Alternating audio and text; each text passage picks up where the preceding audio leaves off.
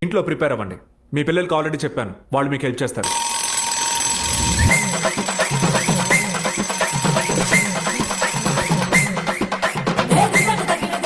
చదువుకో అయ్యా.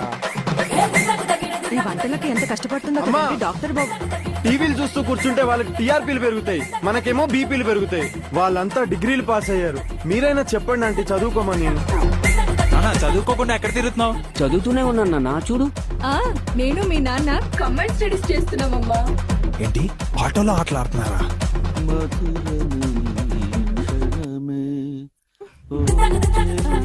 నాన్న పాడాల్సింది నేను, చదవాల్సింది నువ్వు. నేను పాడకూడదంటే నువ్వు ఇలా ఆడకూడదు. తీసుకోండి, బుక్ తీసుకోండి, చదవండి.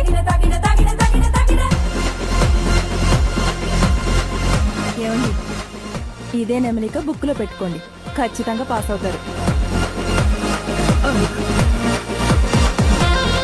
క్లాస్ లో మాస్టర్ ఇక్కడ వీడు వాయిస్తూనే ఉన్నారు. అయ్యో రామా. టార్చర్ పెడతావు ఎందుకు? నానా ఇంకో 1 hour చదువుకో, అప్పుడే తలుపు తీస్తా. 3 రోజుల్లో టెస్ట్ ఉంది మీకు.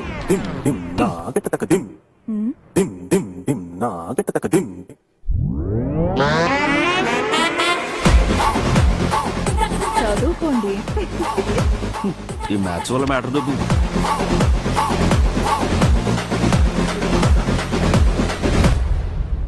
మీ ఛాలెంజ్ ప్రకారం మనం ఒప్పుకున్న దాన్ని బట్టి రేపే మీకు టెస్ట్.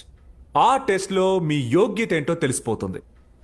ఏం మాట్లాడుతున్నారండి? మీరు పెట్టే టెస్ట్ మా యోగ్యతను డిసైడ్ చేస్తుందా? అది కాదండి, మీరు చెప్పింది మేము నేర్చుకున్నంత మాత్రాన మేము జీవితంలో ఏమి సాధించలేమనా? చూడండి, నేను ఒకప్పుడు ఇంజనీర్ అవ్వాలనుకున్నది మాత్రం నిజం, అవ్వడం కుదరలేదు. ఆ తర్వాత కిరాణా కొట్టు పెట్టాను, లక్షల్లో సంపాదించాను. నాకు యోగ్యత లేకపోతే ఎలా చేసేవాడిని? కరెక్ట్ సార్, ఆ యోగ్యతని మీ టెక్స్ట్ బుక్ ఎలా చెప్తుందండి? మీ టెక్స్ట్ బుక్ కన్నా మా పంచాంగమే మేలు, తెలుసుకోండి. 6 గంటల టెస్ట్ 3 గంటల ఎగ్జామ్ మా యోగ్యతని ఎలా డిసైడ్ చేస్తాం సార్? నాకు సంగీతం వచ్చు, నాలా మీరు పాడగలరా? కాదు మాస్టారు, నేను చేయగలిగిన రకరకాల రుచులతో వంటలు చేయడం కుదురుతుందా మీకు? నేను టైలరింగ్ చేసినట్టు మీకు చేయడం కుదురుతుందా? కాదండి, పిల్లల భవిష్యత్తు కోసం అన్ని వదిలి మొండిగా ఇక్కడికి వచ్చిన మా యోగ్యత గురించి మీరు మాట్లాడుతున్నారా? చూడండి, వాళ్ళ శక్తి, వాళ్ళ యోగ్యతని డిసైడ్ చేసేది మీరు పెట్టే ఈ టెస్ట్ లో ఎగ్జామ్ లో కాదు. అవును.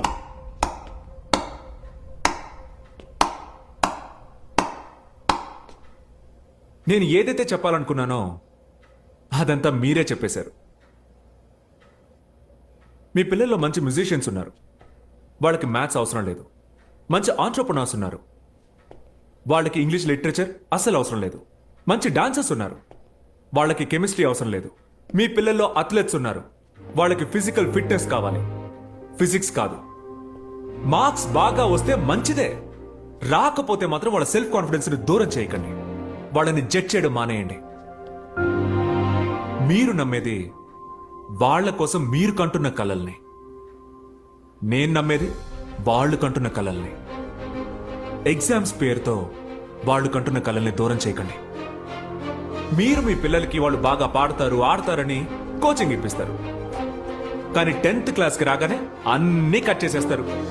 మీరే వాళ్ళలో కలల్ని పెంచి మీరే చంపేస్తున్నారు. మీరే మీ పిల్లల్ని నమ్మకపోతే ఈ ప్రపంచం అస్సలు నమ్మదు.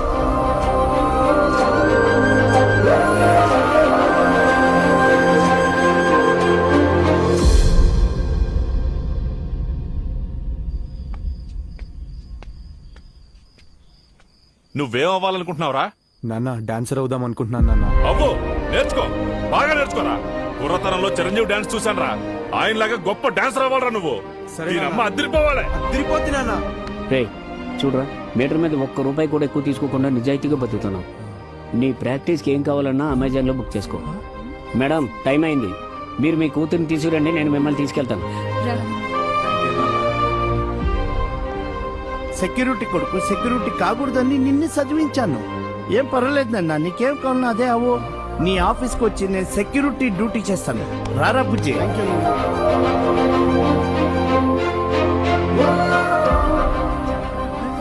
థ్యాంక్ యూ నాన్న.